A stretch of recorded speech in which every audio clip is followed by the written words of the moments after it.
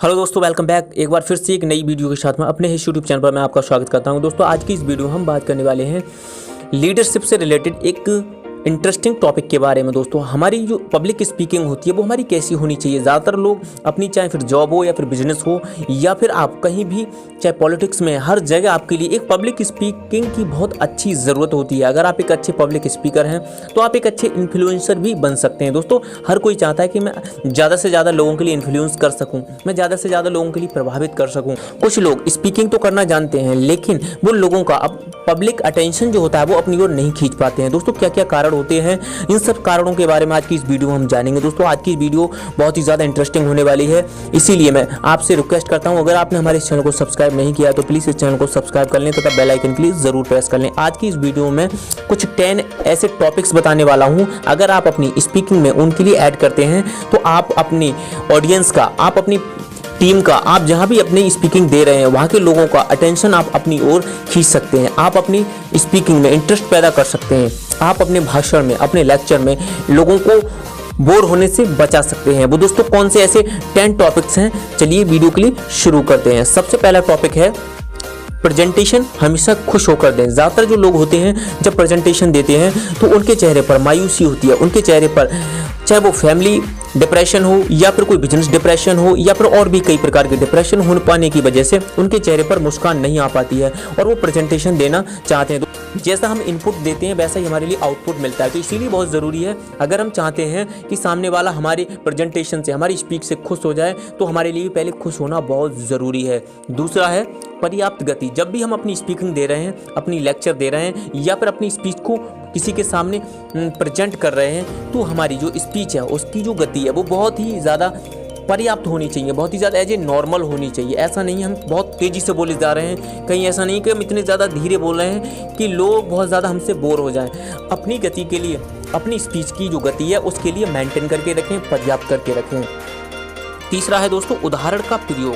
ज़्यादातर हम अपनी स्पीच पर, अगर आप कहीं पर स्पीच दे रहे हैं और उनमें आप ज़्यादा से ज़्यादा उदाहरणों का यूज़ करेंगे तो लोगों का इंटरेस्ट भी पैदा होगा, अटेंशन भी खींचेगा तथा आपकी स्पीच को बहुत अच्छे तरीके से अपनी माइंड में ऐड कर पाएंगे और उनके लिए, क्योंकि दोस्तों आज के समय में हर व्यक्ति उदाहरणों से बहुत अच्छे तरीके से समझ जाता है ना। अगर हम एक स्टूडेंट है और हम पढ़ाई कर रहे हैं और पढ़ाई में आपने देखा होगा कि हमारे लिए क्वेश्चन आंसर याद करना बहुत ज़्यादा कठिन हो जाता है, लेकिन अगर किसी मूवी की कोई कहानी या कोई स्टोरी है या फिर उसका कोई ऐसा डायलॉग है जो आपके लिए बहुत अच्छा लगा तो वो आपके लिए फट से याद हो जाता है। ऐसा क्यों होता है? क्योंकि दोस्तों वहाँ पर एक उदाहरण तथा वहाँ पर एक इंटरेस्टिंग फैक्ट ऐड हो जाता है। इसीलिए बहुत ज़रूरी हमारी स्पीच में एग्जाम्पल होने। चौथा है दोस्तों किसी भी लीडर की नकल ना करें। ज़्यादातर लोग होते हैं जब अपनी स्पीच देते हैं तो वो किसी न किसी लीडर की, किसी न किसी एक अच्छे व्यक्ति की नकल करते हैं, कॉपी करते हैं। दोस्तों, आप ये भी जानते हैं कि कॉपी होती है, वो कभी ओरिजिनल नहीं बन सकती है। अगर आपको रियल में लोगों का अटेंशन खींचना है तो लोगों को अपना दीवाना बनाना है तो आपके लिए ओरिजिनल देना होगा,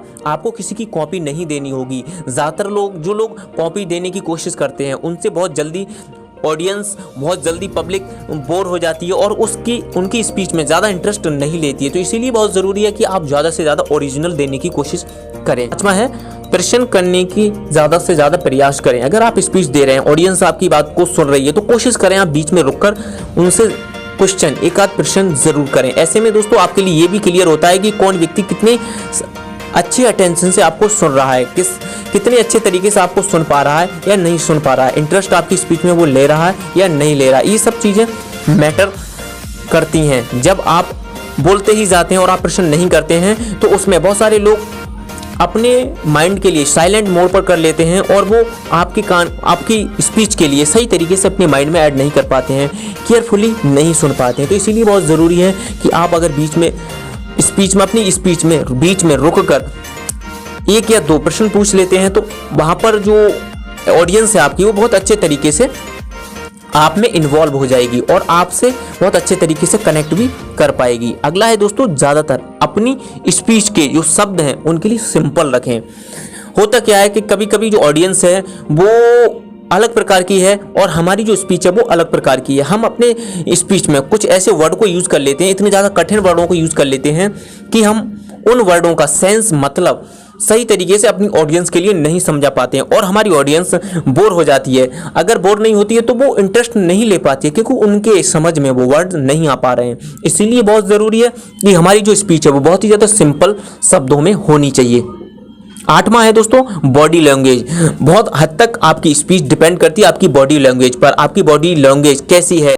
अगला है वो स्पीक देते समय विनोद भाव आपके अंदर ज़रूर होना चाहिए, गुदगुदाहट वाला भाव आपके अंदर ज़रूर होना चाहिए। जब हम लंबे समय तक अपनी स्पीच देते हैं तो ज़्यादातर लोग एक जगह बैठकर अपनी अटेंशन को रोक पाना एक बहुत ज़्यादा कठिन काम हो जाता है। लेकिन अगर आपकी बॉडी लैंग्वेज सही है, अगर आपकी स्पीच में थोड़ा विनोद भाव है, थोड़ी कॉमेडी टाइप है, थोड़े कुछ जोक्स ऐड हैं, तो सामने वाले का अटेंशन आपसे 100% हो जाता है, आपसे वो 100% कनेक्ट भी हो जाता है। तो बहुत ज़रूरी है कि हम अपनी स्पीच में 1 या 2 सिंपल से जोक ज़रूर ऐड करें, जिसकी वजह से सामने वाले के अंदर, ऑडियंस जो हमारी बैठी हुई है उसके अंदर थोड़ा विनोद भाव भी उत्पन्न हो। दोस्तों अगला जो 9वां पॉइंट है वो है अपनी बातों को हमेशा क्रम में रखें। ज़्यादातर लोग होते हैं दोस्तों जो बात हमारे लिए स्टार्टिंग में करनी चाहिए, अपनी स्पीच की स्टार्टिंग में करनी चाहिए, वो हम बाद में करते हैं, तथा हमारे लिए जो बाद में करनी चाहिए वो हम पहले कर लेते हैं। हमेशा अपनी स्पीच के लिए मेंटेन करके एक स्क्रिप्ट पर लिखकर बहुत अच्छे तरीके से कौन सी बात आपको पहले बोलनी है, कौन सी बात आपको बाद में बोलनी है, कौन सी बात आपको बीच में बोलनी है,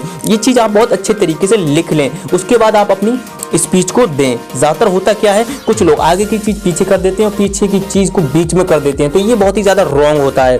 क्योंकि दोस्तों आप ये भी जानते हैं कि first impression is last impression. अगर हमारे पहला इंप्रेशन लोगों पर अच्छा जाएगा तो हमेशा हमारा इंप्रेशन अच्छा ही रहेगा लोगों की नज़र में। अगर हम पहले ही इंप्रेशन को ख़राब कर लेते हैं तो हमारी इमेज तथा पर्सनालिटी पर बहुत बुरा इफेक्ट पड़ेगा।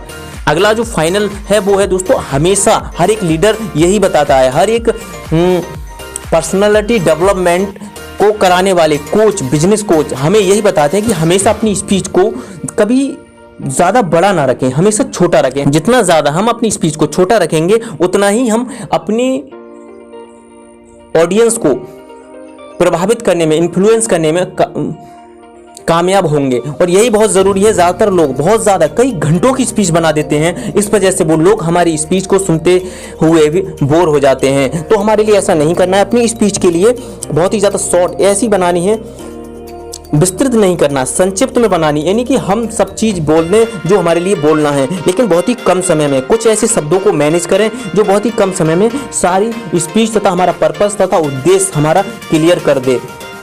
अगर हम ऐसा करते हैं, इन टिप्स के लिए फॉलो करते हैं, तो हम काफ़ी हद तक लोगों को प्रभावित कर सकते हैं, लोगों को अपना दीवाना बना सकते हैं। ये सारे जो मैंने 10 टिप्स आपके लिए बताई, ये हमारे लिए बहुत ही ज़्यादा कारगर हैं। हम चाहे लोगों को प्रभावित करें, या फिर हम बिजनेस मीटिंग करें, या फिर हम पॉलिटिक्स लेक्चर दें, हमारे लिए कामयाब करने वाले टिप्स हैं। तो इसीलिए बहुत ज़रूरी है हम इन नियमों को ज़रूर फॉलो करें। दोस्तों आज की वीडियो में बस इतना ही, मिलते हैं अगली वीडियो में, तब तक जय हिंद जय भारत।